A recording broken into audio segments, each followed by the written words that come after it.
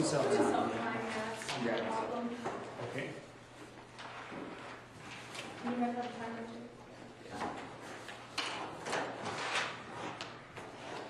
Let's do it.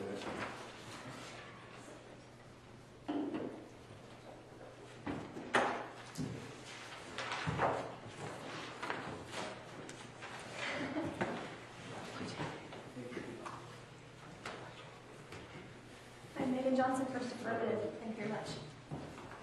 I'm Roman Smith, second affirmative. Thanks for judging. Tardy, first negative. Thanks for coming today. And that would be Jacob Smith second. So before we do the round and as we're getting set up, is there any judging philosophy or previous judging experience that you have in judging debate? I've judged debate a long time, decades, but I'm not a full flow judge. I just like good, solid arguments. And I'm not sure what else I can say. That's all. All right. We're ready then. Sounds good. Thank you.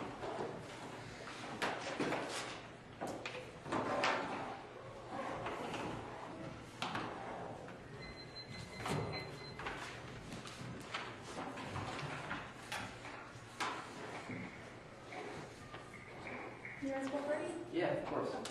11. And Joyce are on again.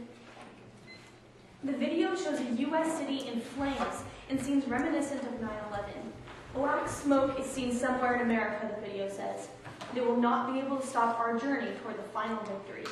As reported by Reuters on February 5th of this year.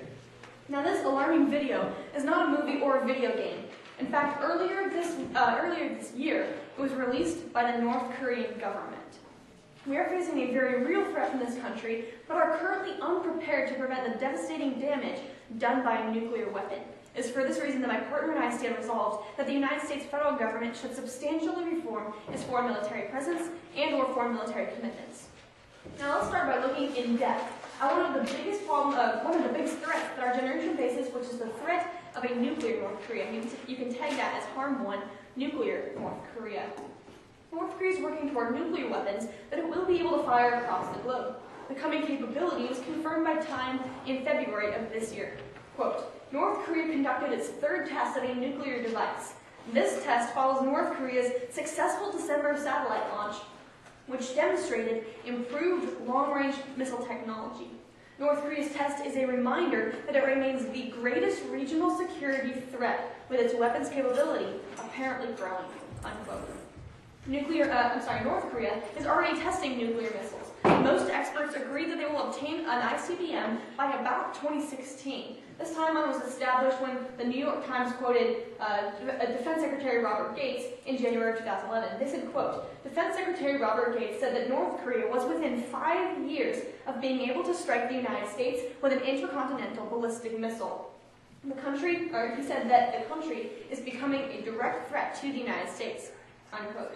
This timeline was actually confirmed earlier this month when Lauren Thompson, PhD, said that Robert Gates predicted when he was defense secretary that North Korea would be able to launch nuclear attacks against U.S. soil within 5 years, and leaders in Pyongyang are working hard to make that prediction come true, unquote.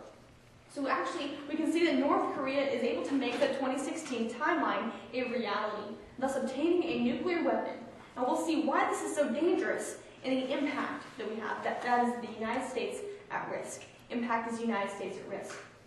North Korea has shown its intentions to preemptively use nuclear weapons against the United States, and this was confirmed by an official statement from North Korea's foreign ministry spokesman when he said, quote, earlier in March, quote, North Korea will exercise the right to a preemptive nuclear attack to destroy the strongholds of the aggressors and to defend the supreme interests of the country, unquote. While building nuclear weapons, North Korea is making its plans to strike the United States clear. And before we move into the best way to fix this problem, let's talk about the idea of missile defense. Now, missile defense refers to the attempt to intercept a nuclear missile during its flight so that the missile never reaches its target. We'll examine two possible kinds of missile defense that could be possibly used against the North Korean threat. We'll start with the one that our government is currently pursuing through option 1, that of mid-course defense. Mid-course defense. And when a missile is launched from another country, it travels through the sky, out of the atmosphere, and then finally back down to Earth to explode. The stage in which the missile is in space is referred to as mid-course. Our current missile defense attempts to intercept nuclear missiles in this stage of the process. Unfortunately, nuclear missiles can easily deploy decoys while in space, something even so simple as a balloon on the end of a warhead, and our missile defense is not prepared to defeat those. This was confirmed by Yusuf Boot, PhD, in May of 2012. He said that, quote, "The latest tests of the missile defense system have failed. These are rigged tests where the intercept team knows the timing and the trajectory of the incoming missile, and the missile has no decoys. There are no such luxuries in the real world. On the few occasions that they have tested countermeasures, even these carefully rigged tests have never succeeded," unquote. According to this expert, our mid-course missile defense fails even when given unrealistically easy tests. Thankfully, there is another kind of missile defense which we'll examine through option 2, that of boost phase defense. Now, before a nuclear missile leaves the atmosphere, it must be launched from a site on Earth. After it is launched, it experiences what is called the boost phase, when the missile is gaining the speed and momentum that is required for its journey. During this stage of a missile's flight, it is moving much slower and cannot actually deploy countermeasures. A missile defense system to take advantage of the weaknesses of the boost phase was detailed by Theodore Postal, PhD in nuclear engineering, March of 2009. He said that, quote, "There is a missile defense that would shoot down long-range missiles as they slowly accelerate from their launching sites. The defense would have fast accelerating interceptors that would be carried by stealthy unmanned airborne vehicles that already exist. This defense would be technologically feasible, could be developed, built, and deployed in a relatively short time, and would be effective almost immediately upon deployment," unquote. The experts agree that a boost phase system is much more feasible for intercepting enemy missiles. Let's keep this knowledge on missile defense in mind as we move into the most effective plan to defend our nation. Our mandate is that of drone missile defense. Drone missile defense. The United States will deploy a boost phase, stealth drone-based missile defense system to defend against North Korea. These drones are small unmanned aircraft that carry small interceptor missiles that destroy the attacking missiles. The standard drone's best available technology will be used. Drones will be deployed outside North Korea's airspace to cover the country's ICBM launch sites. The Department of Defense will determine the best locations to station the drones, as well as any other relevant classified details. Possible locations, though, include the Sea of Japan, the Korean Bay, and others. Any required refueling or maintenance will come from normal means. Now, the agency enforcement comes from the President, the military, and any other necessary government agencies. This plan will cost a maximum of about $10 billion over 20 years, on average $500 million per year. Funding comes from the current defense budget. Now, keep in mind the fact that boost phase defense is the only effective way to protect the United States. Let's examine the benefits of our plan with the advantage, that of security preserved. The advantage is security preserved. Let's look at what George Lewis, PhD in experimental physics, and Theodore Postal, PhD in nuclear engineering, said in November of 2010. Quote, "It would be possible, while patrolling outside the borders of North Korea, to shoot down an ICBM with its nuclear warhead at existing launch sites anywhere in the country. Operating such a defense would be easy. Stealthy drones could shoot down North Korean long-range ballistic missiles in the boost phase," unquote. Missile defense does not have to be an unsure, risky business. In fact, as these experts note, defending our nation could be easy. All of this leads to the impact that of global safety. This system would stop North Korea from successfully launching a nuclear missile, protecting our country and our allies. Let's look at what Patrick Cronin, PhD, said in April of 2012, quote, "Adding serious boost phase intercept capabilities can make the difference between advancing a dangerous North Korean capability and offering a stern lesson to Pyongyang about the resolve of the United States and its allies," unquote. If you vote for this proposal, you're voting to disarm our enemies and to strengthen our allies. Inaction is a vote for an unprotected United States with an enemy working towards a devastating weapon that they fully intend to use against us. We ask you to strengthen our great nation. Thank you very much.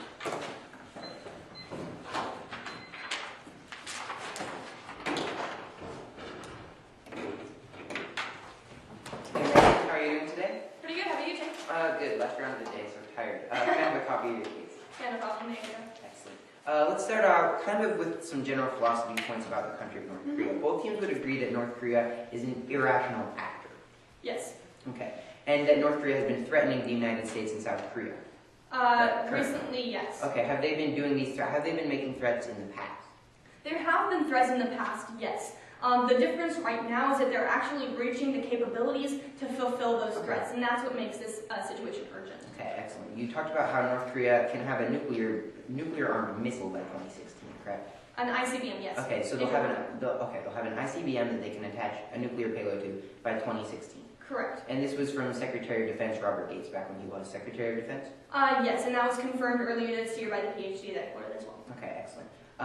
So North Korea does have more testing to undergo before they're going to be able to have this nuclear weapon, correct? Correct, but what the sources were saying is that they're working very hard to actually fulfill that 2016 deadline, and what they're observing is that they're very close to that. Is North Korea going to be, how is North Korea going to be testing these? Are they going to be launching more test missiles, or do they have basically everything they need? Test missiles, but they've also opened up more plans to start enriching uranium, and they've made the steps that are actually needed to bring them closer to an ICBM. Okay, sure. Obviously, North Korea doesn't know how to build a nuclear missile right now, or they'd already have one. How are they going to be able to gain the knowledge by 2016? Well, it's not just automatic knowledge and then you have an ICBM. I mean, they have the experts right now. The tests haven't progressed far enough yet so that they actually have one. But that's not something where we would just guess that they have knowledge how to build one. Sure. Do they have all the components necessary to build a nuclear missile? They're creating those. Okay. Like I was saying, they're creating that technology that we're seeing is actually what they need to shoot an ICBM. Sure, but they've been trying this for a long time. How come they don't have that technology? Actually, they haven't been trying to build an ICBM for a long time. The recent president, Kim Jong-un, he's escalated the tests and the tests and the uranium quite immensely over Kim Jong-il. So it actually has been something recent where they've really started testing. Okay, let's move down to the specifics of your plan, Sure. or try and get at some specifics of your plan, rather. What type of blue space drones does the United States have currently right now? Or what type are implemented under your plan? We don't actually specify the name of the drone that we'll be using. We give that flexibility to the Department of Defense because that's normal in congressional legislation. Okay, how many different drone types does the United States Department of Defense, in essence, have to choose from? Well, we actually use drones for a lot of different missions, reconnaissance, and as other types Sure, as so well. how many kinds are there that would be effective in this situation? I don't have the exact number. We can bring up evidence if you question that further in your speech. Okay, awesome. Looks like we're just about out of time. Yeah. And starting at time. No. All right, thank you.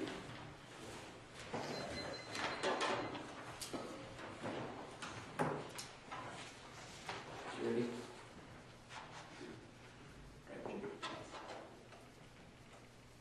In this speech, we're going to be looking at a few things. We're going to be looking at the war scenario that's going to happen under an affirmative ballot. We're going to be looking at how terrorists will use ICBMs after we discourage this method of transport. We're going to be looking at how the terrorists will take the ICBMs into the United States and wreak more havoc than what is currently happening in what would happen under an affirmative ballot. Now, what we're going to be looking at before that is 2 points addressing their plan. Now, the first point, if you notice, their plan said that they would use best available technology. This is kind of a specification point that we're saying that the affirmative team must provide. The affirmative team must provide specific information on the type of drone, otherwise we won't know what to debate when we get to the end of the round. My partner has specifics on different drones, but he won't be able to run these if you do not know the type of drone that the affirmative team has implemented. And in cross-examination, Megan said that the affirmative team does not actually know what drones that the United States has to deploy. The affirmative team does not know the drones they will deploy. This hurts ground for the debate. We should vote negative on this issue alone. Looking at a solvency point next. Now, they said that they could put the United States drones over 2 places. They could put it over the Sea of Japan. They could also put it over on the Korean Sea. Now, there are 2 things here. Now, the first thing that they have to do to put it over the Japanese Sea is have a Japanese agreement. Now, essentially, what their international laws governing most of the ocean. But what happens is that 12 miles off the coast of every country, the sea land belongs to that country. We have to get agreement from Japan. We have to get agreement from South Korea to be able to get this to be able to put these drones there. So what the affirmative team plan is, it's essentially doing nothing or breaking a treaty and an alliance. We're going to be looking at that here. We're going to be looking at why that's very important to our second disadvantage. But moving on down to our first disadvantage, that is of terrorists getting other means, terrorists using other means, basically an increased likelihood of attack. Now the link is that the affirmative team builds missile defense and they attempt to defeat ICBMs. And the internal link is that ICBMs are discouraged. Now, as a source that the affirmative team quoted in their last speech, Yusuf Boud, a PhD in nuclear physics, said in December 2010, quote, "But even if the drone missile defense system could be made to work, it would only encourage a change in the delivery method of nuclear weapons. A functional missile defense, a quote-unquote functional missile defense, to counter North Korea's ICBMs, for example, may encourage the nation to develop a ship-launched nuclear cruise missile instead. Since a cruise missile is more difficult to detect, our adversaries would be less inhibited in using it as compared to an easily detected ICBM. If a functional missile defense were to encourage our adversaries to exchange even a single ICBM for a ship-launched cruise missile, this would decrease our security," end quote. This is a very important piece of evidence. It's saying that when the affirmative team builds this, quote unquote, they're going to spread to the world. They're going to say to the world that this is a credible defense, and this will discourage ICBM use. This will in turn move this over to cruise missile use, and this is a big disadvantage because of one thing. And that is, countries are more likely to attack. The country is more likely to attack.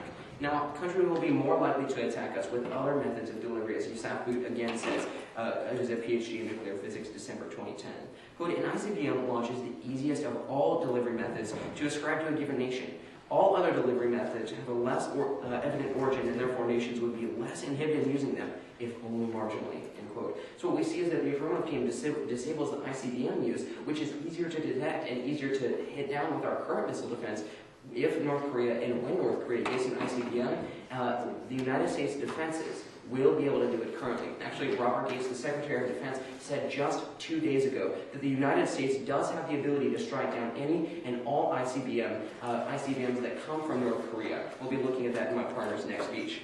Now, this whole thing is that of a case turn. This impact is that of a case turn. Countries are more likely to attack. They said they want to enable a more credible defense, but what they're really doing is they're encouraging other methods of delivery. Essentially, this cruise missile delivery is harder to ascribe to a country, and we see that now hurt the United States more because we'll be able to not shoot it down using conventional means, or that mid-course missile defense that they talked about, which is actually very effective as well. We'll be looking at that in my partner's speech.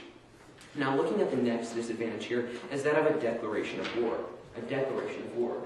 Now, the link here is that the drones, the affirmative team plan, must be over hostile airspace. Now, for plane advocacy, they quoted a man they quoted two men by the names of George Lewis and Theodore Postal. Let's look at the Daily Tech, which is a technology newspaper from November of 2010. Quote, "George Lewis, a physicist, and Theodore Postal, the affirmative team's advocates, are proposing that funding be put into developing a constantly airborne fleet of stealth drones over the airspace of hostile nations," end quote. What we see from this piece of evidence specifically is that the affirmative team's proposal, best available technology, which is bad on face, but second off, the proposal of George Lewis and Theodore Postal, you'll have to be able to make it an effective and credible defense, which is a bad thing because it disincentivizes the ICBM use. What we're going to be seeing is that this is a declaration of war. As I talked about in the solvency point, there are 12 miles of sea space, of sea room off the coast of a nation that is the nation's sovereign, is under the nation's sovereign rule.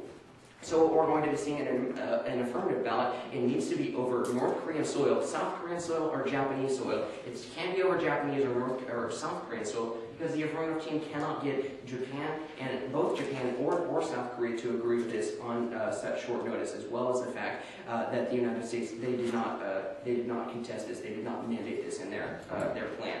So what we're going to be seeing is that violating the country's airspace like that is an act of war. It is an act of war. As Dean Wilking, is a PhD in physics from Harvard, said in 2004, stationing airborne boost-based interceptor launch platforms over an opponent's territory violates its sovereignty and constitutes an act of war because those platforms are armed aircraft. Now, this is important here. The United States and North Korea are quote-unquote at a war right now, but what the United States is, we're not in an armed conflict. Now, what's important here is the impact here is that of a regional war. A regional war. What's going to happen when you enact if you enact the affirmative team plan, which you shouldn't because of the disadvantages, we're going to be seeing a regional war. Now, actually, what's going to happen is that North Korea will invade South Korea, and this will cause the loss of many, many lives. This is also agreed to, not agreed to.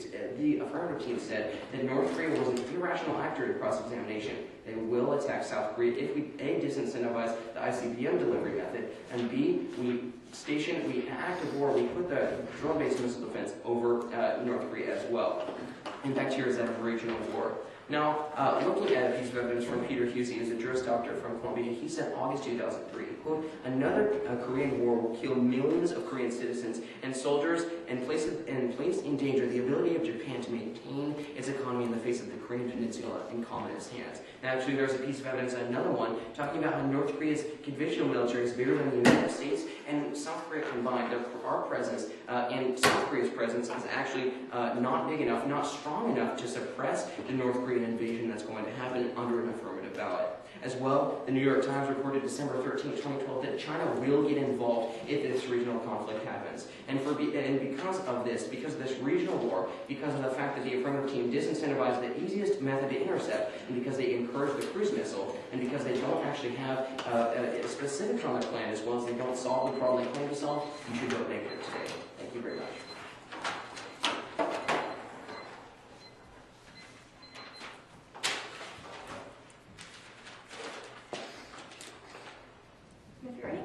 How are you, Micah? I'm doing pretty good. How about you, Megan? Pretty good. So just a couple questions as you probably guessed. Now, let's start off with your first argument of the solvency, that we'd actually need the Japanese agreement. Now, would you agree that the Sea of Japan, although the name Japan is in the name, you would agree that's international airspace? No, it's international airspace, but it's not international waters. But if the drones are in the air over the Sea of Japan, you agree it's the idea of violating sovereignty. We need Japan's agreement. But it's international airspace if we're not talking about. Actually, it's the waters as well as the air as well. It's 12 miles off the coast. There's no evidence under this point, but this is just common knowledge that 12 miles off the coast. Now, do we have bases in South Korea? We have bases in South Korea, but not enough to stem the North Korean invasion. Do we have? Do we have bases in Japan? We do have bases. Would we need permission to use our U.S. bases in those countries? We will, because we do not want to violate the sovereignty of Japan. But if it's United States missions in United States bases, why would we need permission for that?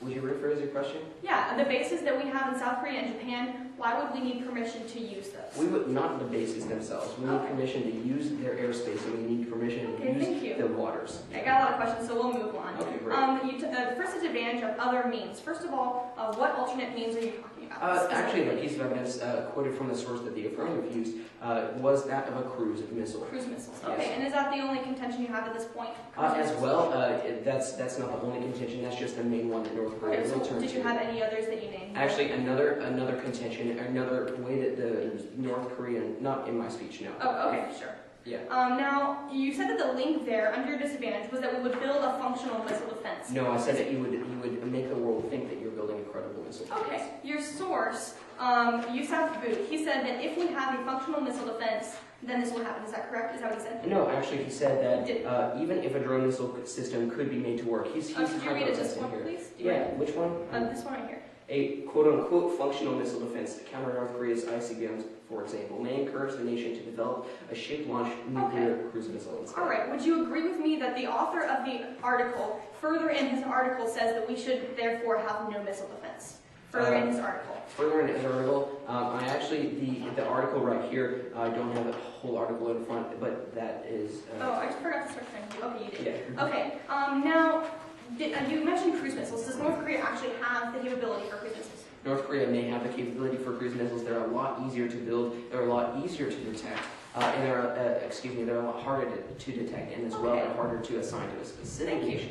Thank you. So then it's therefore your stance that we should not defend against ICBM? It's my stance that we should not use drones to defend because we have credible missile defense right now. Okay, thank you. Now, your second disadvantage, declaration of war. Now, you quoted, I believe, Daily Tech, who was quoting Lewis and Postal? Yes. Okay, now, in your opinion, which is more credible? Quoting Lewis and Postal directly or quoting someone who quoted them? Well, right now we see the only evidence in this round talking about drones being over hostile nations is the Daily Tech evidence, right? Okay, thank you. And we're out of time. Thank you very much. You want that, by the way? No, that's all right. Thanks.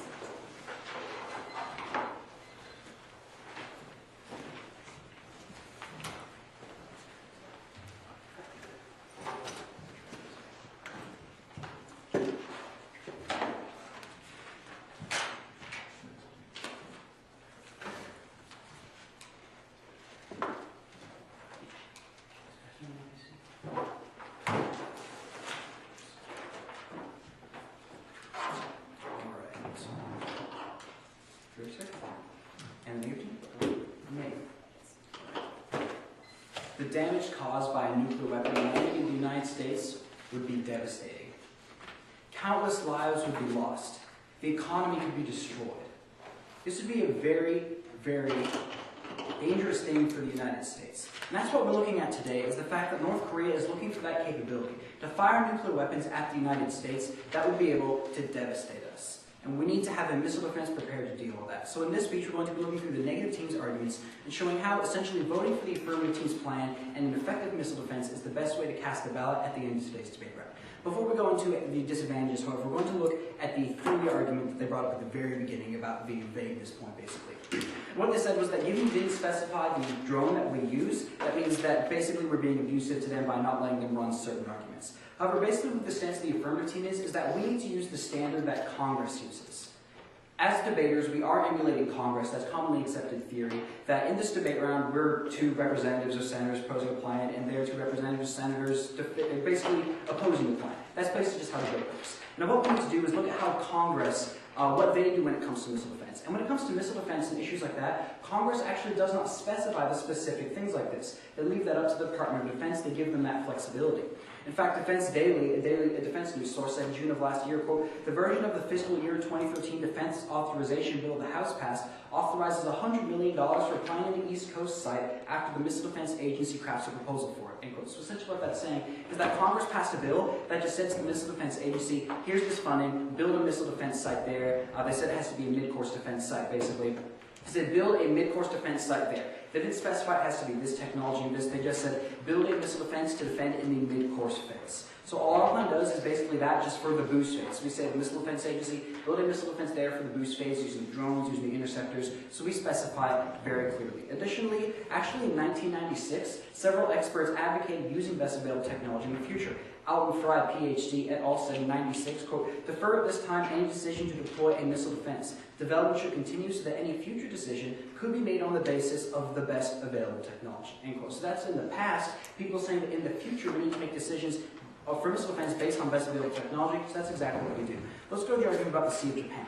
Now they said the Sea of Japan belongs to Japan, so therefore we can't use it. Now, while that makes intuitive sense, given it is called the Sea of Japan, that's not actually true. It's international airspace. In fact, Dean Wilkening, one of the sources they quoted, said, PhD, said in 2004, quote, "Airborne boost phase interceptor systems could defend against North Korean ICBM threats from international airspace over the Sea of Japan," end quote. So that is international airspace. It doesn't belong to any specific country, which means that we can use it without violating the space of Japan. So this is the airspace of Japan, so this simply isn't an issue.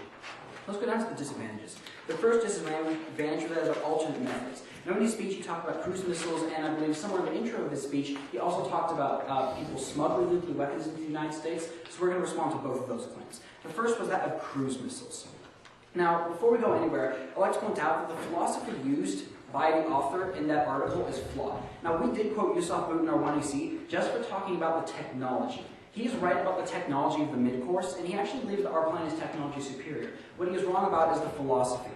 He said at the end of the article that the negative team quoted, quote, "The United States and NATO aspiration to a functional system should be critically re-examined." Basically what he's saying is that the United States and NATO should not have missile defense. So if the negative team really wants to quote this source as basically as recommending policy, they need to be advocating for no missile defense. We just quoted him for the specifics of the technology of the current system. We weren't advocating his policy. But my second response, we're going to look at some counter evidence, is it no capability. Well, the fact is that North Korea, the only type of nuclear weapon they'll be able to get is going to be so large it must be launched from a fixed launch site. It can't just be put on a mobile boat. George Lewis, PhD, and Theodore Postal, PhD, said in November of 2010, quote, "Every identifiable technological option that would allow North Korea to pose a missile threat to the United States would involve missiles that are so large they must be launched from fixed launch sites," end quote. So essentially this means Yusuf Boot was saying they could move to a ship-launched cruise missile, but that's not possible given they have to fire from fixed launch sites. My third and final response is that we have tracking. Now, Yusuf Boot said the reason that cruise missiles would be dangerous is because we wouldn't be able to detect and track them, so we wouldn't be able to shoot them down.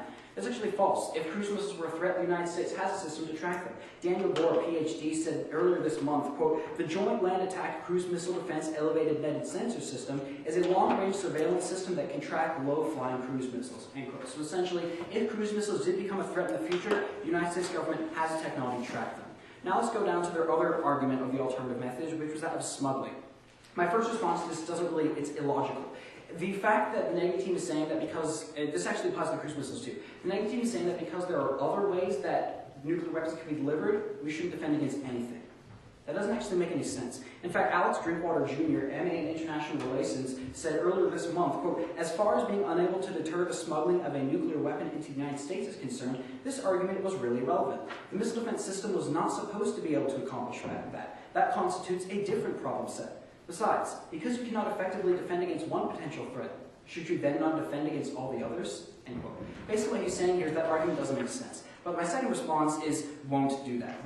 North Korea, basically countries prefer to use missiles, air conveyance, for nuclear weapons because it gives them more control. In fact, John Shipman, PhD, said in May of 2010, quote, "While nuclear weapons can be delivered by vessel or land conveyance, all nation states that require nuclear weapons have opted for an air route for reasons of operational security and command and control reliability." End quote. Essentially what this means is that all throughout history, all nations have chosen to use an air delivery method, otherwise known as a missile, in order to deliver nuclear weapons because it gives them more control and more reliability over the path there. So this simply isn't an issue of smuggling.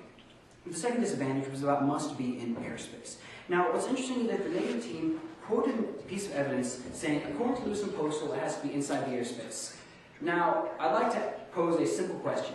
Who is more credible for Postal and Lewis's point of view? The reporter or Postal and Lewis?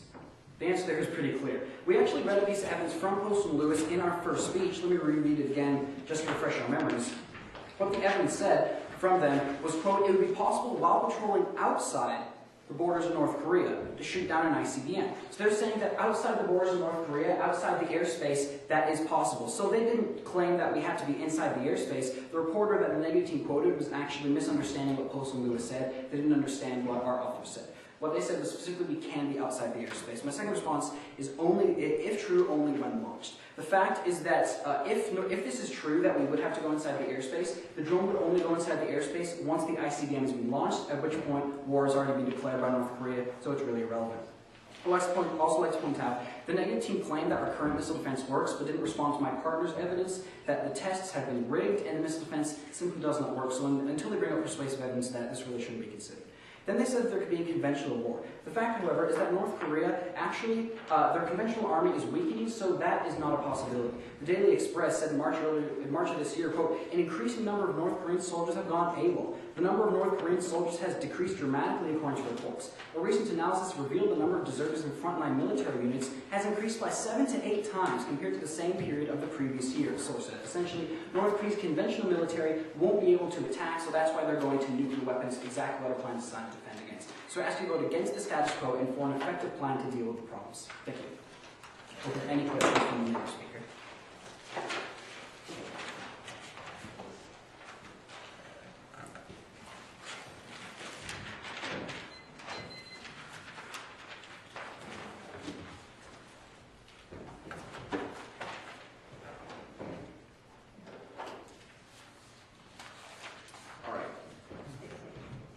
So moving on down to your first point, you said that we needed to emulate Congress. Now, this was quoting the Defense Daily, correct? Yeah, basically it was saying that it was talking about the details of a Sure, I have a question about that. That was just one bill that you were suggesting there. That's actually how all bills are generally passed. Did you provide evidence about that in your speech? I didn't provide evidence looking at every single bill that Congress looked at in missile defense. I was looking at So how do you know that every single bill is passed this way? Alright, so the thing is, this was the National Defense Authorization Act, which is a yearly bill that is passed and basically sets the standard of how defense is going to work for that year. So it definitely sets a precedent of how that works. Alright, great. Now looking at the piece of evidence specifically, was that talking about a mid-course proposal or was that talking about a direct proposal? It was talking about mid-course. So it basically said, my point there wasn't about boost phase. My point was that when Congress mandates missile defense, it's not the very, very specific technology. Sounds good. Yeah. All right. So you said that over the solvency of Japan agreement, you said that it was over international airspace. Am I correct in saying that? Yes, that was a piece of evidence I read. All right. One So of your sources said. what mile radius around Japan is?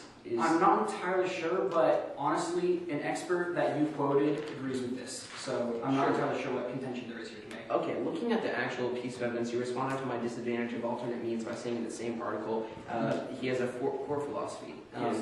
So what policy was he recommending that the United States and NATO not have? He was recommending abolishing missile defense. Can I look at that piece of evidence specifically? Sure. Well, I mean, he didn't use- Would you please read that last sentence in the piece of evidence, or just the read it over again for me? The part that I read in the quote? Yeah. Okay. The United States and NATO aspiration to a functional system should be critically re-examined. Okay, what aspirations is he talking about A here? missile defense system. Okay, specifically which one? Was he talking about drone-based missile defense? The thing is that the link in his article to cruise missiles being encouraged is a missile defense system stopping ICBMs. That is not unique to drones. In fact, he says in his article a functional missile defense system to counter the Yeah, ICBMs. what missile defense system was he talking about there? That's my question. He was talking about missile defense in general. He doesn't specify a How drone do missile you know defense that? system. Are you just... Because I'll quote you the article. He doesn't say a drone missile defense system. He says a functional missile defense. All right, That great. is not specific to drones. Okay, so looking at the quote from Theodore in Postal that you quoted from 2010, Yeah. when did they say that North Korea would get nuclear weapons? When did they say North Korea nuclear weapons? Yes. I'm not entirely sure. We're not quoting them for that number. All right, great. Can I borrow that from you? Which the one that I quoted? Theodore Postal in About the airspace? About About the airspace. Sorry, you can ask me another question. Sure. Now, what missile defense were they talking about? How in the illogical point you talked about how the negative should defend the Theodore. Well, I asked that question already. I'm Oh, sorry. you were talking about the settings under smuggling? Yes. Oh, under smuggling, basically what he was saying was that the argument that missile defense can't stop smuggling is illogical because it's not meant to stop smuggling. What missile defense was he specifically He was- addressing in that article? He was talking about missile defense in general. Given the argument that smuggling is not stopped by missile defense is not unique to drone missile defense, it's all missile defense. All right, looks like we're out of time, but can I borrow that from you? Sure. Awesome. It was always the other smuggling part of it. Great, Thank you.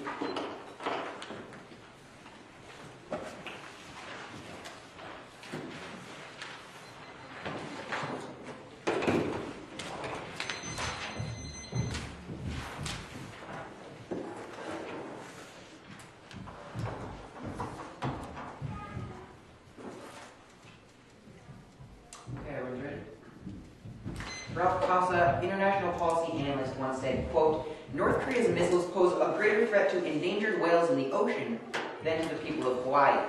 In this speech, we're going to be looking at how the affirmative team has presented a large harm. However, that harm is a ways off into the future. In 2016, we're going to look at how there's no threat being substantially posed that North Korea can actually act on in the current system, and how if they were to get a nuclear missile capable of being launched at the United States, we're currently already defended. Let's move into those arguments right now. I'm going to have 5 responses in response to their harm. My first argument is of past threats. Now, back all the way in 2001, 12 years ago, North Korea threatened to launch a nuclear weapon at the United States. Megan, in her first speech, read a quote from a foreign minister in the country of North Korea that they stated in 2013. However, almost identical threats have been made by North Korea for the past decade, and nothing has happened. If we look to the United States, we haven't been hit by a nuclear missile in the past decade, obviously. Actually, ever. We haven't been hit, but in the past decade as well. Second argument under here is of a functional satellite. Now, North Korea, to be able to launch an ICBM, needs to have a functional satellite. Now, when North Korea did their most recent missile test, right before that, they tried to launch a satellite into space. However, top defense officials of the United States said, quote, the satellite is a, quote, dishwasher wrapped in tinfoil, end quote, that appears to be, quote, tumbling out of control, end quote, as it orbits the Earth. If North Korea doesn't have a functional satellite in the atmosphere, they aren't going to have an aiming mechanism to be able to hit the United States whatsoever. The United States defense officials have said North Korea is farther out from getting a satellite than they are from even getting an ICBM. The affirmative team numbers that they're citing say North Korea can get an ICBM by 2016. However, none of their evidence says they'll actually have a functional satellite to be able to hit the United States by that point.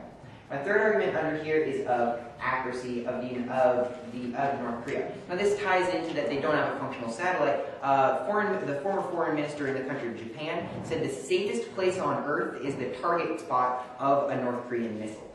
My fourth argument under here is that North Korea is not a suicidal nation. If North Korea were to launch a nuclear strike at the United States, it would mean sure death or sure demise for the entire country of North Korea. North Korea is not a suicidal nation.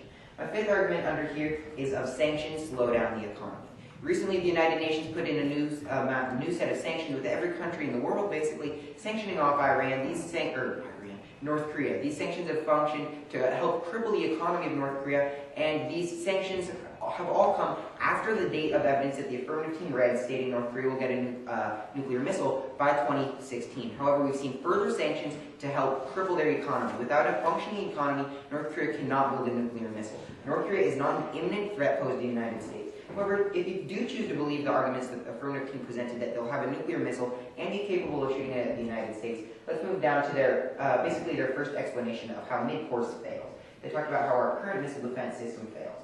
I've got several different responses here as well. First of all, they said that all the tests by the United States federal government have been rigged, from Yusuf Boot, who both sides have been quoting. Let's look at how Mr. Boot was wrong in his assertion that the tests have been rigged. Lieutenant General Harry A. Olbring III, former director for the Missile Defense Agency, and Rebecca Heinrich, master's degree in national security, said in September of 2011, quote, Mr. Boot ignores the fact that the tests conducted by the United States must occur within a certain window due to air and sea traffic. In recent test launches, crews did not know when the target missile was to be launched.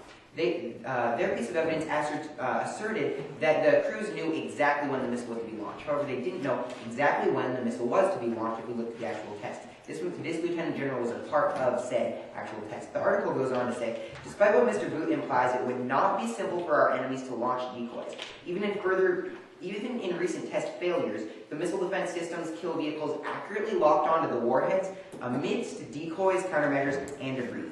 Should a missile be pointed at the United States, we can intercept an attack with our ballistic missile defense system. Basically, right here, their entire argument about how the tests are rigged and flawed are not true. If we look at actual people who were at the test, not some radical like Yusuf Boot when he's citing these as fact. My second argument under here is that our missile defense technology has gotten better every year.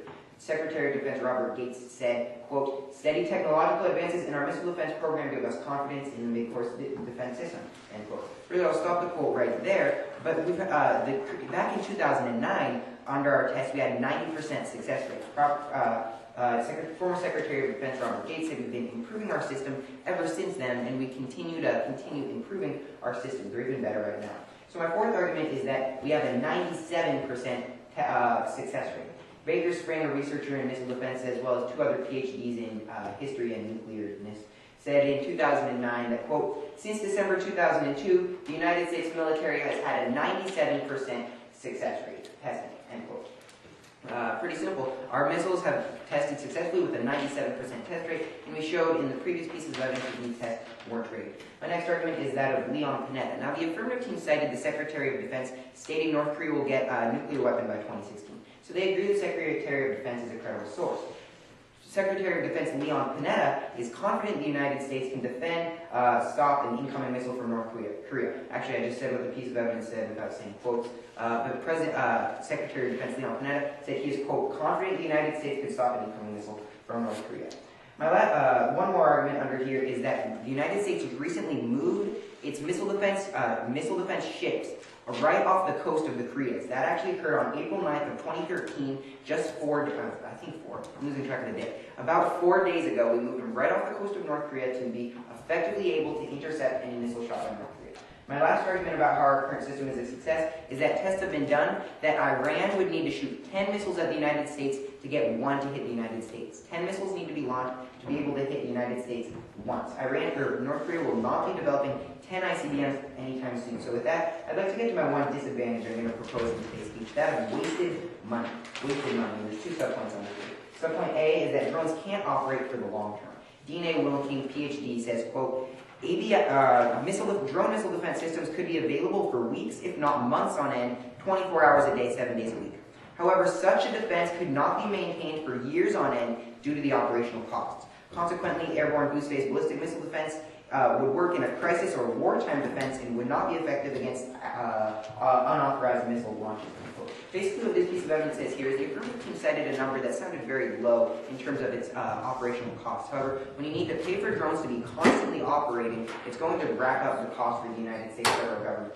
The drones, by the time North Korea is to get a nuclear weapon, it's going to be 3 to 4 years into the future. Both teams agree. That means we'll be having to pay for these drones 2, 3, 4 years when they're over North Korea, doing actually nothing to shoot down a nuclear missile, since North Korea won't have a nuclear missile. So this leads to two impacts. The main impacts are going to be the economy. But impact number one is of increase in taxes. Either we're not going to be able to keep these drones functioning over North Korea, or the government being run by Democrats right now is going to have to increase taxes on the American people. This hurts the economy.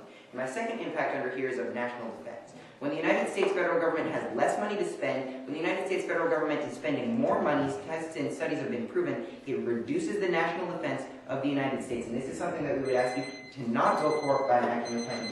We would ask you to stand with us under a negative ballot and reject this resolution.